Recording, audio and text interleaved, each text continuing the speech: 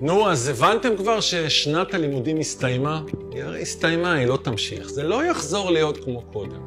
בין הקפסולות ונחזור ולא נחזור, בוא נבין שהסתיימה החגיגה.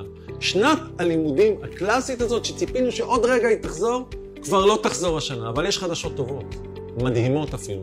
שנת לימודים חדשה מתחילה. ואתם יודעים מה היא כוללת? את הדברים הכי חשובים בחיים. את אותם תכונות וכישורים שכל כך רצינו של הילדים שלנו. את אותם הדברים שרצינו והרגשנו אשמים שהילדים שלנו לא באמת מקבלים את זה. שבית הספר, גם אם הוא טוב, הוא טיפה מנותק מהחיים האמיתיים. שהם לא מקבלים את ארגז הכלים שהם באמת צריכים לעולם החדש והמשתנה. בשנת הלימודים החדשה הם יקבלו את זה.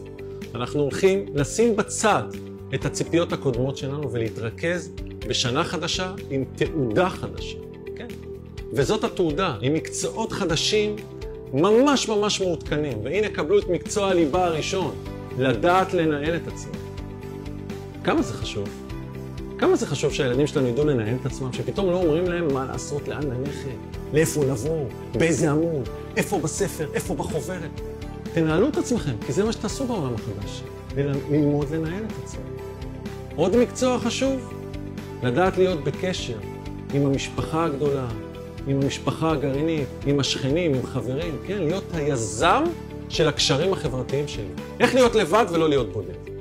איך להיות תמיד בקשר, בכל דרך שהיא. מקצוע ששווה להצטיין בו, במיוחד בעולם הזה. רוצים עוד מקצוע? כי יש. חשיבה חיובית. מה הכי טוב דווקא עכשיו? יש חסרונות, איך הופכים אותם ליתרונות? יש מגבלות, איך הופכים אותם לאפשרויות? דווקא עכשיו, במצב הזה, מה אנחנו יכולים לעשות שבדרך אחרת אנחנו לא יכולים לעשות, שאף פעם לא היה לנו זמן? לאיזה עולם אתם בכלל מתגעגעים?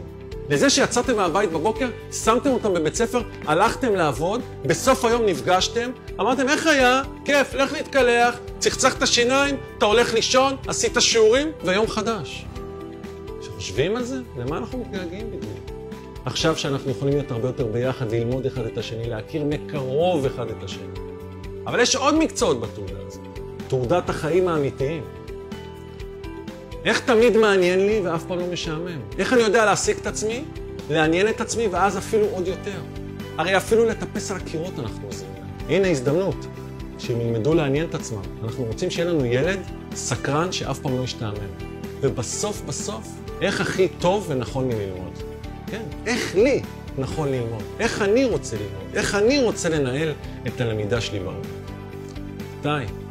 זאת התעודה החדשה בשנת הלימודים החדשה. ואם הילדים שלנו ידעו לדעת לנהל את עצמם, ולהיות היזמים של הקשרים החברתיים שלהם, ולעזור לשכנים ולמשפחה הגדולה, ולדעת לעניין את עצמם ולא להרגיש לבד, וללמוד בדרך שלהם, ולמצוא תמיד יתרון בכל חיסרון, דווקא עכשיו, הם יבואו למקצועות הקלאסיים אחר כך, בכל כך הרבה תנופה.